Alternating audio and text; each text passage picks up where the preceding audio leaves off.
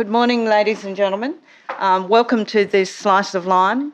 And we will begin by acknowledging that Australia is Aboriginal land and that here we recognise the land of the Wurundjeri peoples of the Kulin Nation.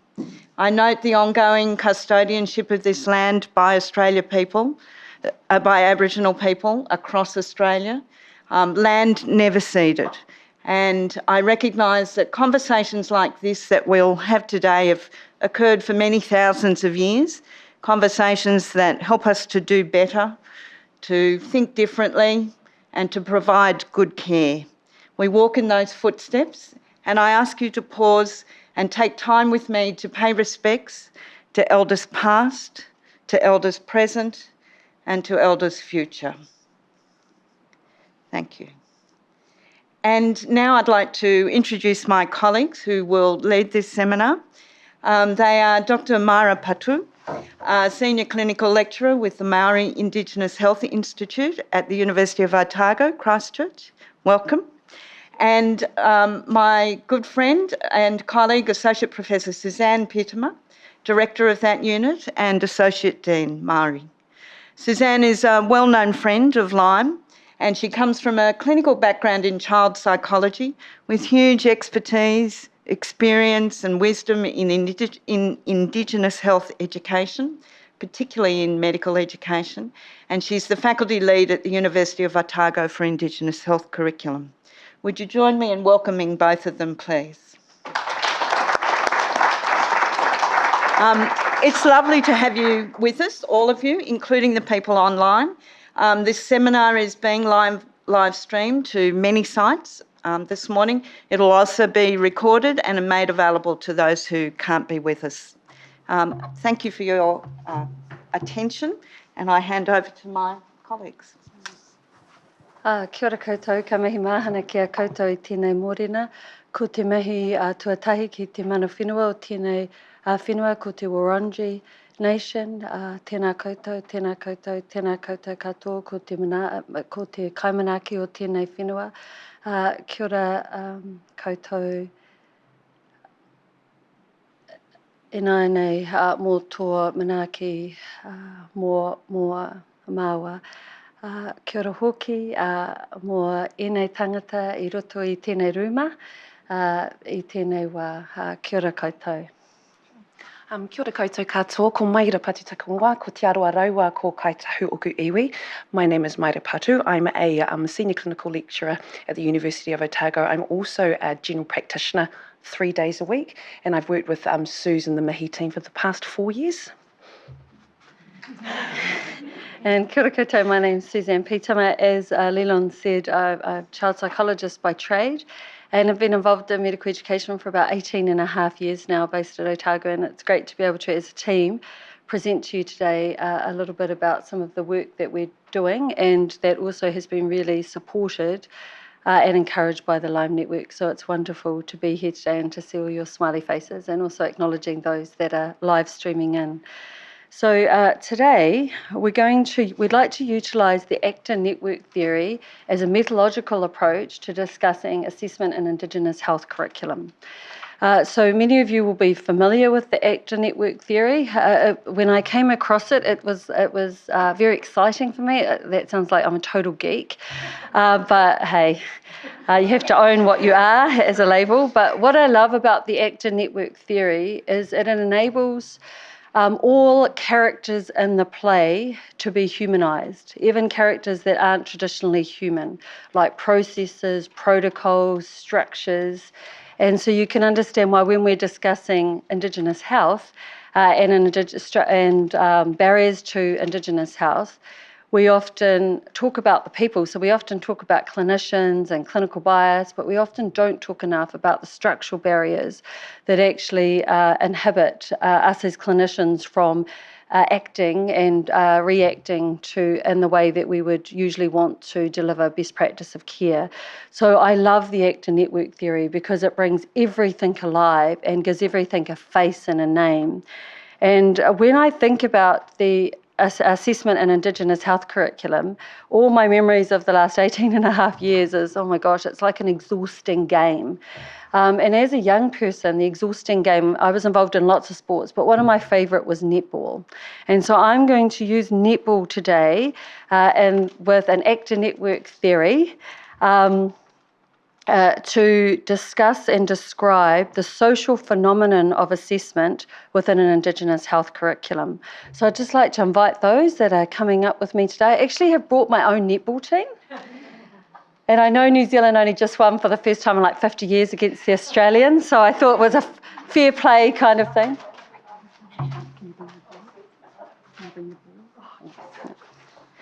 Okay, so I've got this amazing volunteers. They were so excited. But I'd like you to welcome you today to our netball practice. And aren't they a fine-looking bunch? Now, today, we're just going to focus on those who are part of the offensive team, and they're warming up now, and they look electrifying, don't they? Yep. Woo! Okay, we're ready. So I'm just going to check that this mic is working. Okay, awesome. So welcome, everyone, to today's Tuesday afternoon netball practice. Isn't it exciting? Woo! Now, before the first step in getting to know, before we watch the netball today, we need to find out who is on the team. Who's this? Kia ora, Suze. I'm the coach. My role is to know the game, its rules and its regulations, to have the skill to select great players and get the best out of them, to develop strategies for success of the team regardless of who we are playing and the conditions that we're playing in. I represent the Indigenous Health Curriculum Convener. Okay, so the coach represents the Indigenous Health Convener. So I think Jazz is running around with a mic. Someone's going to run around with a mic for me. Hang on. Oh, glitch. Okay, thanks. And I'm just going to ask the audiences here, and those that are live streaming, I think they can link in and we can see what they're saying. What are some of the roles and the responsibilities of an Indigenous health convener? Cue interaction from audience. I'm sorry if you haven't had your morning coffee. What are some of the roles and responsibilities of an Indigenous health convener?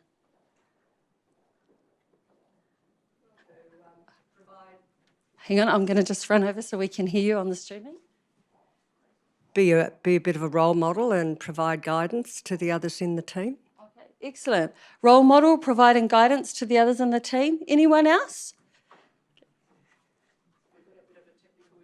Okay. Awesome, thank you. To enable networks. To enable networks, excellent.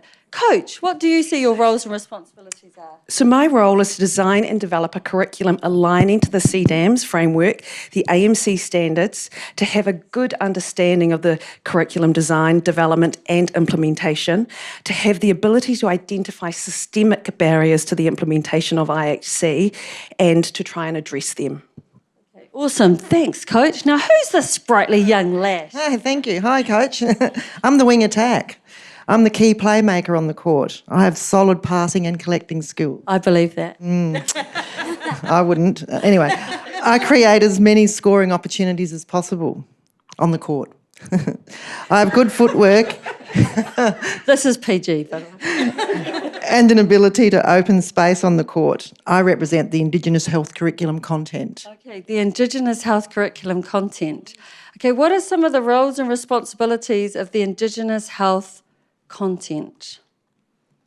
Remember, we're looking at the actor network theory, so all these things have characteristics.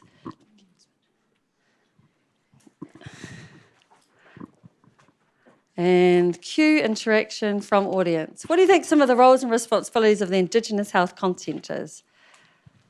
To provide knowledge. Good, to provide knowledge. Where might that knowledge come from? Hopefully from people who are informed. Okay, so from informed people. Anywhere else? How do we find out who's informed? Where do we get that information from? Okay, it's from people? Yep, so from Indigenous people? Yeah, where is that just from yarning? Where else might we get that information from? Good. Good, thank you. Just a lovely lady in the corner there just saying evidence-based. Also what we're reading from Indigenous and non-Indigenous researchers, which is telling us about understanding inequities and disparities within the health system. Very good. Wingatek, why don't you tell us a little bit how you see your roles and responsibilities as the Indigenous health curriculum content? Sure, Coach. My role is to signpost what content should be included within an Indigenous health curriculum, which is informed and interacts with the Indigenous health framework. I represent both the implicit and explicit curriculum. I include the hidden curriculum.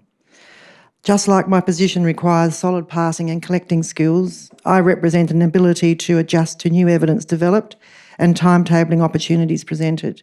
Ideally, I want to be presenting as many opportunities to connect and link in with the learning outcomes.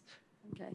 Excellent. So did that give everyone a bit of a broader understanding of the Indigenous health content? And the Indigenous health content is both our intended content but also the hidden curriculum. It all kind of comes under this because that's actually the student or the learner's experience as they go through it. Excellent. Now here's our missing centre. Who's always wanted to be centre. Yeah. My position is centre. I'm able to cover the entire court. I am the engine of the team. I am quick. I am creative. I am involved in the offence and defensive plays. I am responsible for resetting the game. I represent the Indigenous health curriculum framework. Okay, thank you. So the Indigenous health curriculum framework, what would be the roles and responsibilities of an Indigenous health curriculum framework? Oh, so exciting.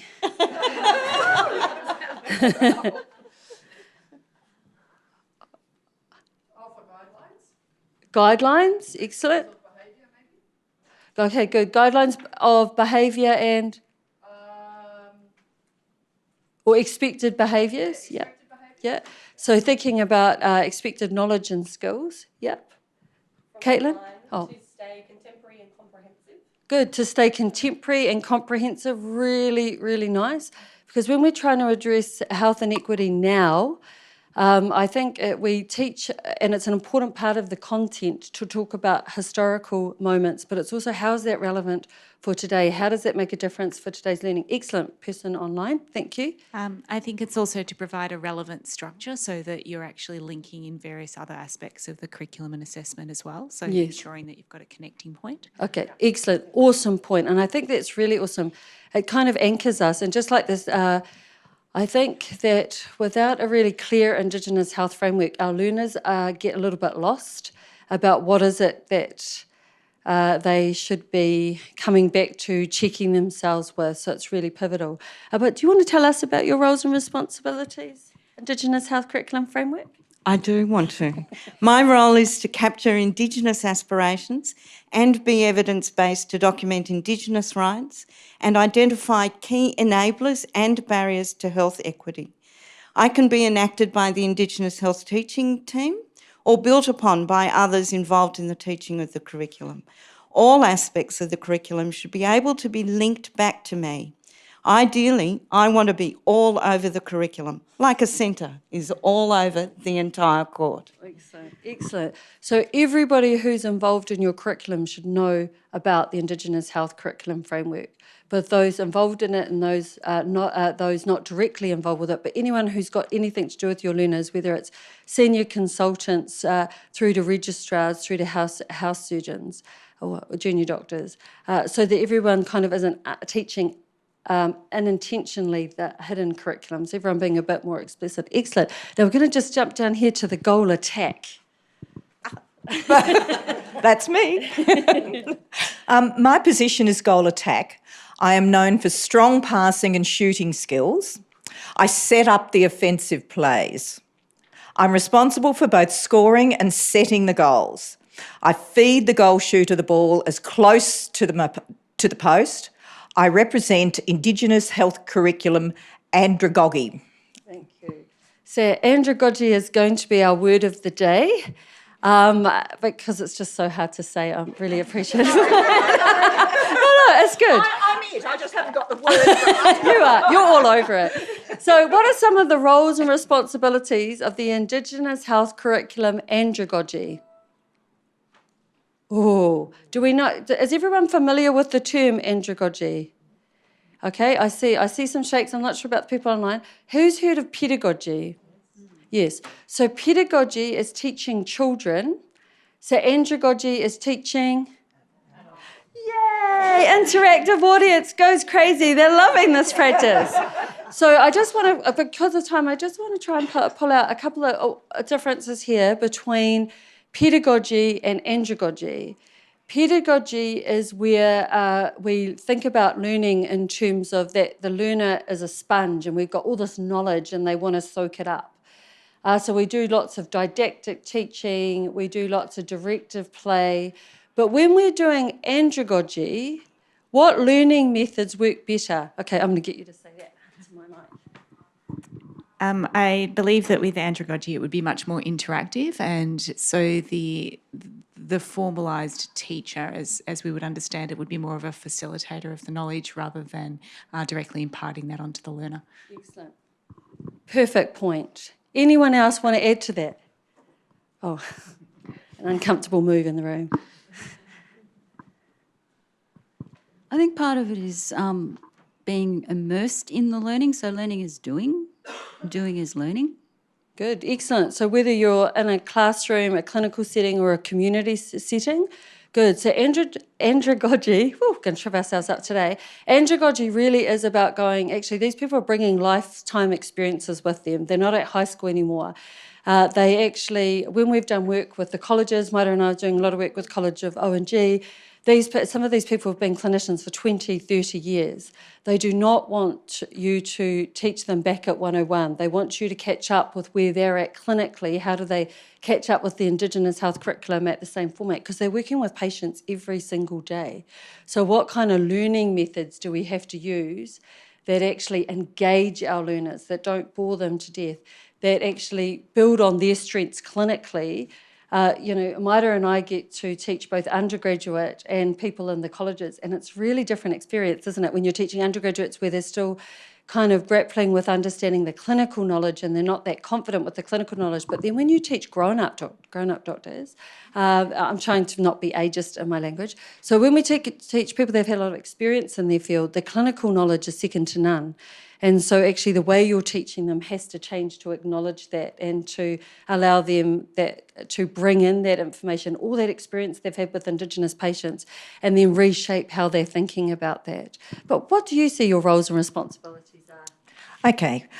My role is to take the Indigenous learning methods and environment, as well as medical education learning methods and environment, and create learning spaces that positively reinforce the Indigenous health curriculum framework. I work with the Indigenous health framework and the Indigenous health content to move the content into the goal third. Just like I set up offensive plays, my role is to engage, develop and reinforce the Indigenous health framework and Indigenous health content. So the types of methods we choose to enact our andragogy are really key to whether people are going to respond well or reject the Indigenous health curriculum. It's really, really pivotal.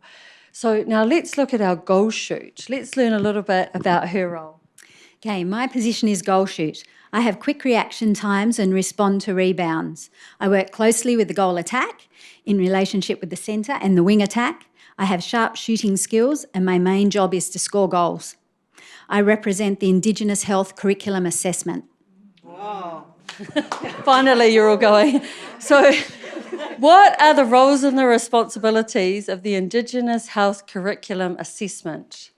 Thinking about the actor network theory, this person has their own roles and responsibilities. What is it? What are they? Yes? It's to be reflecting the content and the curriculum framework that we've set up and make sure that it's an authentic representation of that. Very good, excellent. Highly connected to all the other players. Yep. We've had lots of requests for people that they want to do some assessment, but actually they haven't got all the other players on the court. which actually makes it really tricky. It's like a mystery novel, and assessment should never be a mystery novel, right? Assessment should be predictable, it should be well connected to the curriculum. Good. Anyone else? Okay, sorry, we're coming down, and then we'll come forward. Yeah, it's about being meaningful to the student according to their disciplinary background so that it does make sense over the whole spectrum of the program or their practice or whatever, so that it's not just an isolated occurrence. Yeah. Excellent. Perfect. So, and we want to be teaching principles that people can apply in different situations, right? Not just for one thing, right? And down the front.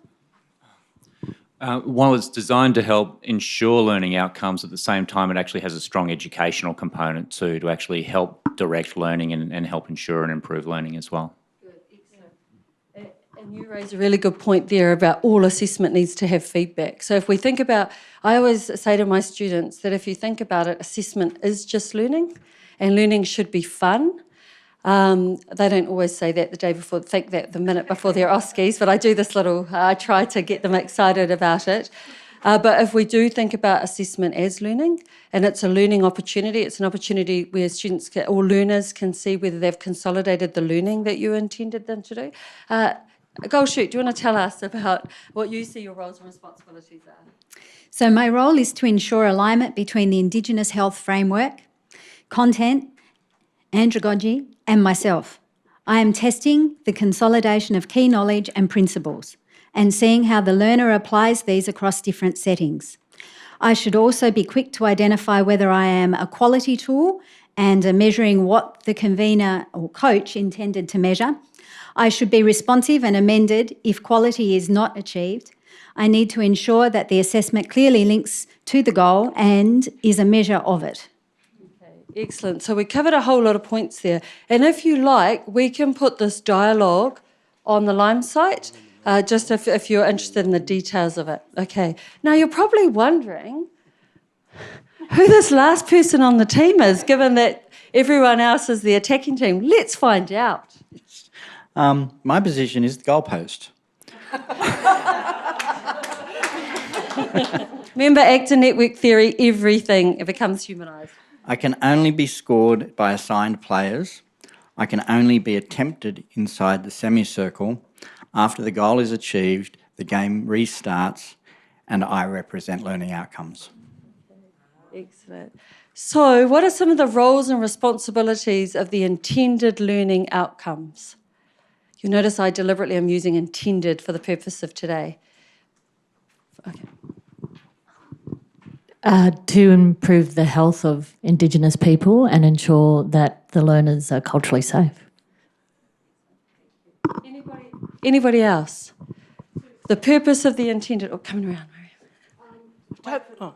To have the input of all Indigenous people from everywhere, not just one contact or one person's. Okay, very good. Yep, gone are the days where we want anecdotal evidence driving the learning outcomes in one consultation with one small community group. It has to meet the broader needs of the whole area that you're in, definitely. Excellent.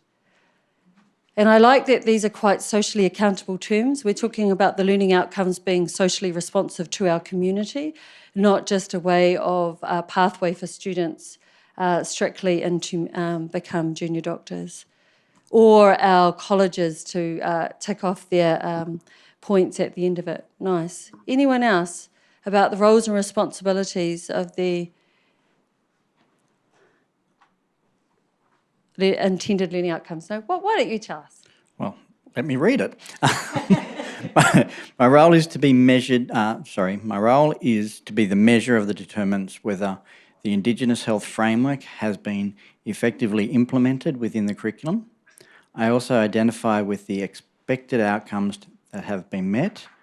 Just like the game, I can be attempted by those who are not assigned, I cannot be attempted by those not assigned to the goal circle.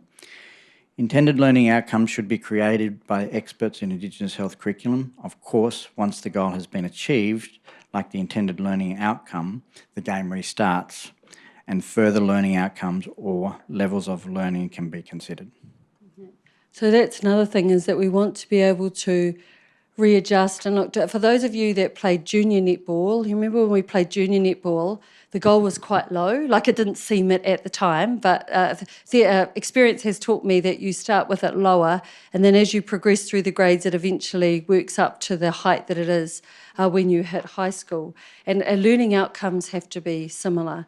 They have to be set at a level that then can be changed. If it's the same level again and again and again, that's one of our biggest complaints from students, is that they get taught Indigenous health at med school, and then it doesn't necessarily progress through med school, and then when they get to the colleges it starts back at the beginning again. So we need some better vertical alignment. So aren't these people an amazing team? Aren't we so excited to see how they play the game? Because that's where we're going to go now.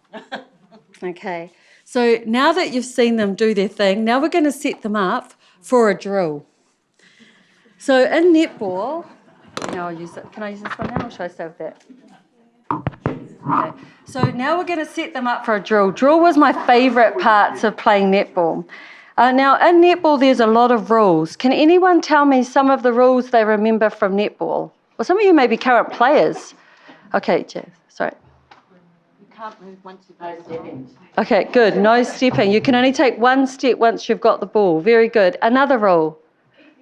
Keep your distance. 3 feet, 3 feet, 3 feet. I was a goal keep. It was drilled into you. You must stay 3 feet away. I don't even know if that's really should be a rule, but anyways, that's a different area of expertise. Any other rules? Online, don't hold the ball too long. Good. Don't hold the ball too long. How long can you hold the ball for netball? 3 seconds. Oh, the netball children are coming out in us. It's so exciting. And one of the other important rules is positional play. Yep. So although I think I was a stunning goal keep, I was like cornered into 1/3 of that netball court. There's no way I was allowed past without being penalised. And actually, Indigenous health curriculum is really, really similar. There are rules to Indigenous health curriculum. Curriculum assessment, assessment in Indigenous curriculum. Can anyone think of what some of these rules might be? What are some of the rules in Indigenous assessment in Indigenous health curriculum? Okay, good. So whether it's summative versus formative, that's and isn't one of the rules to know the difference? Yep. There's a lot of us in medical education that need to revisit sometimes what we mean by formative and summative, and not just in how we do it, but the purpose of it when you use formative and summative assessment and what you want to get out of it. And I think that the issue of feedback is really important, and I think a really important rule. So it shouldn't be assessment shouldn't be the end, it should be part of the feedback loop. I was going to say, to make sure the learner knows what you're assessing. Yeah. To make sure the learner knows what you're assessing. Yes, no mystery novels is a really key rule. And I think because Indigenous health curriculum is one of the more complicated components to engage our learners in medical education, because of the way that in New Zealand and Australia our primary and high schools do not teach Indigenous health curriculum in a way that really informs our community. There's a lot of kind of basic teaching that we're still doing at this tertiary level, and so we have to consider that. Excellent. So those are all really, really key points. So let's see what the first drill of the day is going to be. Coach, what are we going to see from your amazing team? Sure, Sue. This is an oldie but a goodie. It's clear, concise, and it's going to end up with a goal. So centre, you're going to pass to the wing attack. Wing attack, you're passing to goal shoot, and then we're going to score. Got it? Okay, team. Okay, you can see the centre. She looks determined. Where is that pass going? Oh, it goes to Indigenous health content. No, we're going to try that again. That is not according to the script. Okay, this happens in real life. So much excitement. We need a little bit more skill. Wing attack, goal shoot, and she's scored! So if we think about the representation of this, we've got the Indigenous health convener mapping out the play, where the Indigenous health convener utilises the Indigenous health framework to inform the Indigenous health content. Yep, that's you, Karen. Which then informs the Indigenous health curriculum andragogy, which then informs the Indigenous health assessment, which then scores the intended learning outcome. Now so can I just get used to sit? Thank you, you're awesome. So if you can see this order from coach down to our goal post, when things go in this order, it's called constructive alignment. This is the perfect, geeky medical education, the whole world is how it's supposed to be. So when we go from the coach through to the centre, wing attack, goal shoot, goal post, this type of learning as a clear curriculum map is what we call constructive alignment. It means that the coach knows where she wants her team to get to and actually has lined up all of the important actors in our actor network theory to make this happen. Now, although this is, the coach said this is an oldie but a goodie, it's the simplest plan, I want you to think about the resources that are required to make this happen. Although we've made it look very simple today, and it's so stunning with our amazing actor network theory happening here today, a lot of resource goes into each of these things. When I first started teaching a while ago, what I found was complicated is if I was teaching within my own clinical trade of psychology, I would have had close to 300 years of history of evidence, of published articles, of everyone trying frameworks all over the world. I wouldn't be able to avoid Freud or Jung. I had theorists, I had a lot of evidence to build on. But actually for Indigenous health curriculum, it's emerging research. Really, it's only in the last 30 to 40 years. Actually, one of the very first papers I've ever read about Indigenous medical education was in the late 1970s and then again in the early 1980s from the University of Western Australia by a very excited non-Indigenous clinician who went, why don't we have Indigenous health in the curriculum? His name was Copeman, if anyone wants to go back and read. He was the very first person in New Zealand or Australia to evaluate an Indigenous health curriculum. And it was a 1-hour teaching session that he put into place. And I really apologise, I don't remember his first name, but I can give the paper to Caitlin if that's helpful. But so our history in New Zealand and Australia of teaching Indigenous health curriculum is relatively short. When you look at our other colleagues in our actual disciplines, our clinical disciplines have a lot longer. So this actually takes a lot of resource. And again, when our students come into medicine and first meet the coach, they've all come in with science degrees or having done the relevant undergraduate degree that gets them into medicine. But none of those prerequisites involve Indigenous health. And so when they come into Indigenous health, there's not a common knowledge base. So that makes the centre even more pivotal, but it means that you are teaching 101 for beginning learners. And it's really complex when you're teaching in the colleges because you have a really a mixed group of those that were trained in Australia in the last 5 years, those that were trained in the last 10 years, those were trained that in 20 years who are likely not to have had any Indigenous health teaching, and then those that have come from overseas. Who have totally different models of health, and especially our colleagues from Europe, and some of my best friends are from Europe, but that haven't had Indigenous health teaching at all because it's not part of their curriculum. Okay, Coach, what have you got up for us next? You nailed it, team. You were absolutely amazing. So we're going to mix it up this time. It's going to be a little more complex. So centre, you're going to pass back into your positions, please. So centre, you're going to pass it to wing attack.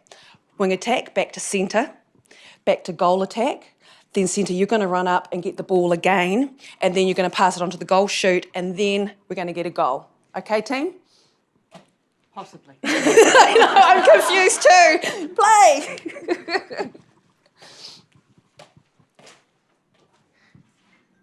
And the crowd goes, woo-hoo, yes!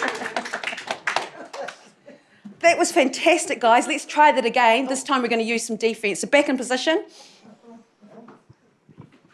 Yeah. Okay. And play.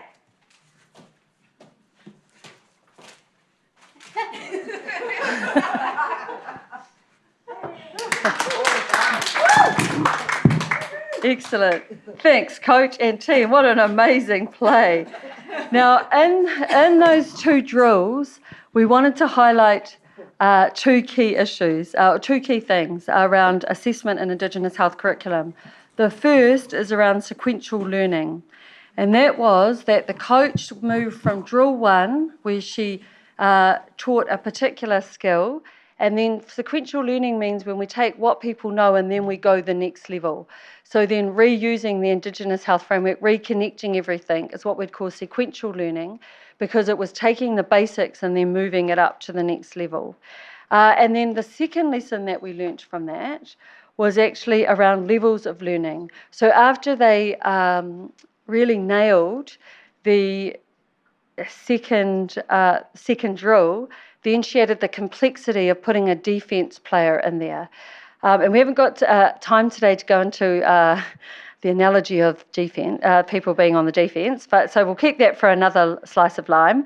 But I want you to think about sequential learning and levels of learning and how that works with assessment, and the importance of moving beyond just teaching history. We need to teach history, we need to teach colonisation, we need to teach the principles that inform the Indigenous health curriculum framework. But then we need to add more onto that. We need to teach about clinical relevance, and then we need to add a real in-depth to this around then what does it mean clinically? Because the important thing about assessment in Indigenous health curriculum is it has to be teaching principles of how it affects our clinical practice. It's really, really key. It can't be just a knowledge base. It has to be about knowledge and outcomes. Now, I see our time is running a little short. Do we have any comments or questions around sequential learning or levels of learning from the audience? Sorry, I should have done a disclaimer at the beginning that I talk exceptionally quick. Should have been a wing attack. No comments. Is everyone familiar with what I mean around sequential learning and levels of learning? Let me give you a couple of examples. We should never be giving high-stake MCQs to our learners if we've never given them practice MCQs in a formative manner beforehand. We should never be giving OSCEs unless we've taught simulation earlier and people have had time to practice how to put the Indigenous health curriculum framework into practice and given them the tools before we can give them an OSCE. There's a really interesting article that I really, really enjoyed reading, and I think it was so well written, and I'm going to give it to Caitlin because the author's not coming to mind, but it was done in general practice, and I think it was done in rural and remote general practice in Australia, where they designed a simulation for Indigenous patient, and they had a schedule of what they wanted the students to learn in it. And these students were all GP registrars, and they had the GP supervisors overseeing the project. And what they found is the GPs were really, really good at coaching on the clinical aspects, which are also a really important part of the Indigenous health framework, because clinical best practice should be part of every Indigenous health framework, because if we don't get access to best practice as Indigenous peoples, then inequities will continue. But they didn't comment on anything else. It was almost as if the patient wasn't Indigenous. And so when they evaluated this, the GP supervisors all said, we didn't know the content that was being assessed. And sometimes I think we accidentally set our colleagues up to try and do and be the coach, but actually they haven't never played the game of netball. And we all know in New Zealand, Australia, about what we say about coaches who we don't think knows the game well enough, especially when we're playing each other's countries. We're quite brutal. But I think that it's important when we think about Indigenous health curriculum frameworks that we have to have the coaches set up properly. And you will see that today I was just being the cheerleader. And sometimes that's the role of us on the framework, is that we're just the cheerleaders and we're trying to support the coach. But other times we're the assistant coaches. Now, in our Indigenous health teaching team, we have a mix of both non-Indigenous and Indigenous colleagues. It's led by an Indigenous person. It's supported by Indigenous and non-Indigenous colleagues, but we all have a role. But there is a head coach and then there's assistant coaches. And there is no way that I would set up one of my non-Indigenous colleagues to try and assess something that they weren't familiar with previously. So for those non-Indigenous colleagues that we have involved, and even our Indigenous colleagues who are the assessors in these, they've all been taught the Indigenous curriculum framework, and the expectation is that they have actually tried it in their own practice within Indigenous communities and with Indigenous patients. So just my closing points then for today is that, coming back to our goalpost, that Indigenous learning outcomes are a key assessment in the curriculum, as they are both the signpost to what knowledge and attributes we're aiming for, but also they're a sign that we're looking for outcomes-based education.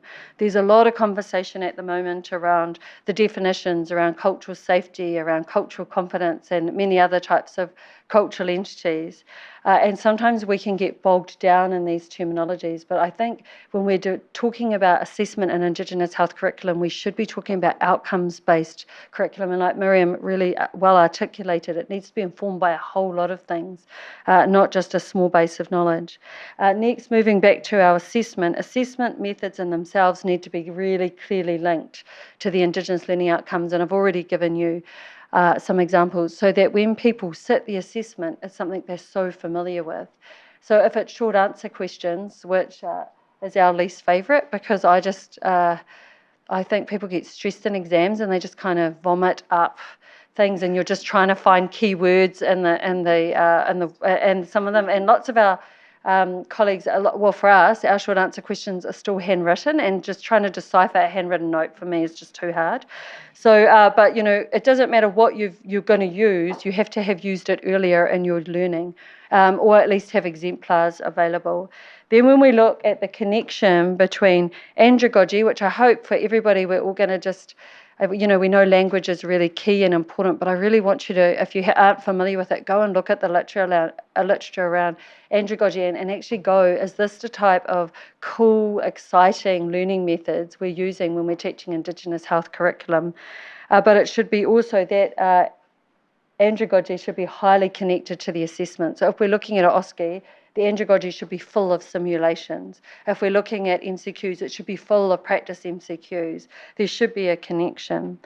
And I think this will make Indigenous health less adversive for learners, because they understand where the pathway is. And then when we think about content, we think about how the content is clearly linked to the andragogy, and how then the content is also informed by the Indigenous health curriculum. And the Indigenous health curriculum should be highlighted, and I like that last drill that we did, because it should be highlighted through every step of the game plan, and it should be mapped back to every central player. When we are teaching, it doesn't matter whether we're teaching our undergraduates or in the colleges or the junior doctors, we have a picture up of the Indigenous health curriculum framework, and we map back all the time so they can see what we're enhancing, where it fits, how it works, so that it's not this random thing they're trying to learn. It keeps it consolidated for them. And that one framework should combine both the aspirations of our Indigenous community as well as the evidence. And in that, I say that it should capture both the importance of Indigenous rights as well as Indigenous health equity. And we have to become comfortable with using both those terms to encompass what the Indigenous health curriculum framework should be part of.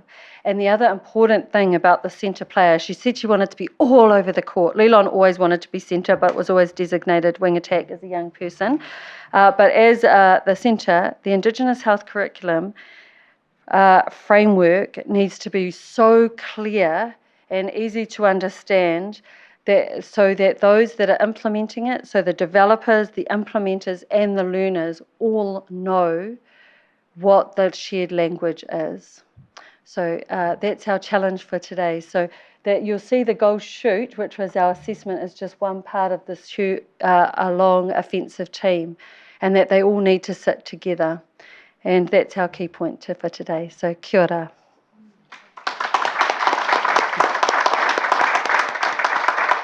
And thank you to my amazing netball team. Imagine if Australia and New Zealand joined together for netball, it would be just cooler. Thank you. Now, I don't know if that's question time or if we're finished. Okay, I can have some questions. Okay.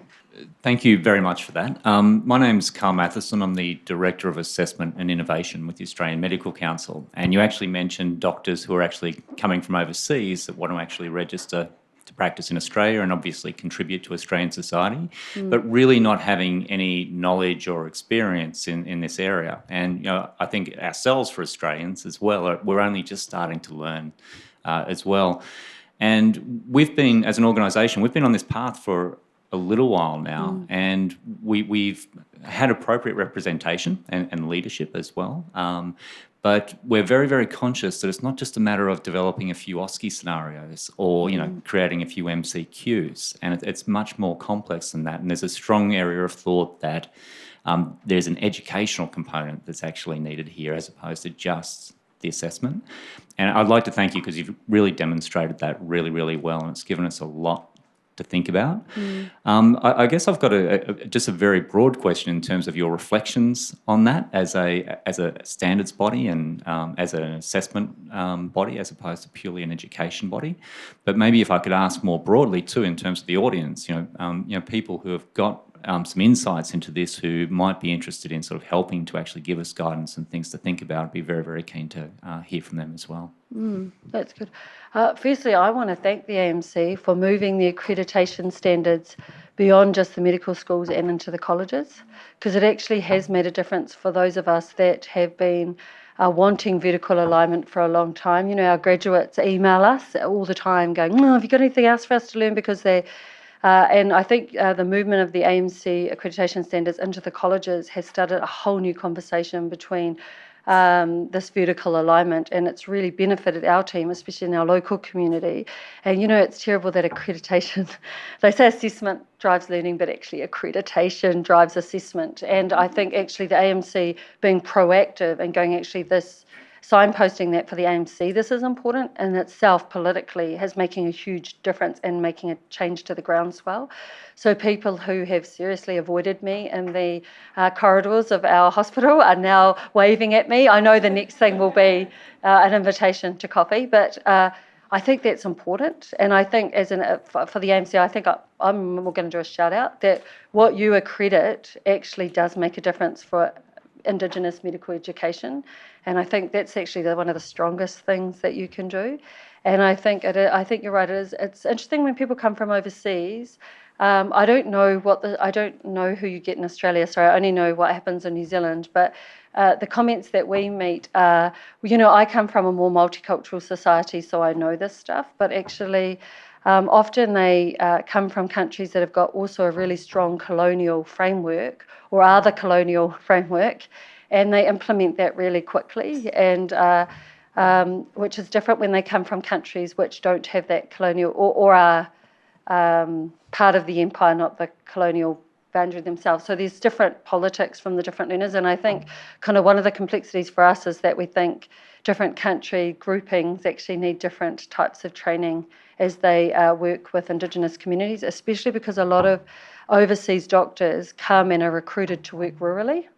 Or so there's less kind of peer support and supervision about how they work with Indigenous communities, and sometimes it's that their intent is, because I think sometimes they come and their intent's so good, but their level of sensitivity to things that impact Indigenous communities. Like I had this amazing guy from the UK work with me in a research team, and he was fizzing after he met his second Māori patient on our heart study, and he went, "Oh my gosh, we're going to get a paper in the Lancet." And I said, "Oh, that's my dream. I haven't achieved it yet." And I said, "How?" And he said, "I just found someone with mitral valve damage from rheumatic fever." And it's like, he'd never seen it before. Now, he was a good guy. He worked with us. He was part of a team that did 750 echoes with us. But by the 80th, he realised we weren't going to get a Lancet paper. But, just things like the sensitivity around rheumatic fever, bronchiectasis, things that in some other countries are not even present but actually plague our Indigenous communities, are things that I think are complicated and need some transition. Sorry. One from online. How do we look at building capacity to embed Indigenous health curriculum? Oh, that's a hard question. I think we need more institutional support, and I think the AMC are helping with this actually by having the standards and accreditation, because it means that now the colleges and the medical schools. The medical schools have for a while, but I think we still need more capacity on the ground. And I think the issue is that there's too much written about Indigenous health curriculum, which are evaluating 3-hour slots, because that's all Indigenous health is getting within the 4 or 6 year training. And it's just not enough. And we need a better yardstick for how much time is required in the curriculum. And then I think we call it the 3 I's. That's because I'm a big Bob Marley fan, but where you need immersed teaching, which is immersed in Indigenous health curriculum timetable itself. Then we need integrated, and that can happen, one of the easiest ways to build that capacity is actually by doing integrated online modules. So it's not over-exhausting the Indigenous expertise, but working with our non-Indigenous colleagues. And then I think the third one is more independent learning. So, we're going from immersed, integrated, and then independent. So also providing opportunities for students and all learners and supervisors to have more self-directed time. But actually, those might be online modules, they might be opportunities to work within now when we went, Leland, I can't remember, we were in Western Sydney and we went to an Indigenous an Aboriginal community controlled health organisation, and I was blown away. We don't have those in New Zealand, but I could see setting up opportunities that didn't over-exhaust though the Indigenous capacity in our Indigenous community. But there's lots of opportunities, I think, within our different settings to open the opportunities up. Sorry, that's a little bit soft, but I think the bigger thing is we need our institutions to invest more in Indigenous health expertise. Because that's a huge shortage, and there's so many of our non-Indigenous colleagues who have such good intent and who really want to make this happen, but they need a lead coach, and so we need some more lead coaches. And I think thanks to the CDAM's Indigenous Health Framework, which I see out on the table, which was done in 2004, that we've had a lot of traction since then, but I'd argue that in some of our medical schools, the employment of staff post-2004 hasn't changed at all. And I think that's a concern. So I think we do need more resources. So at least we're putting into the colleges, New Zealand and Australian graduates who at least have a minimum standard set to speak assessment. And I'm not confident we're always able to do that.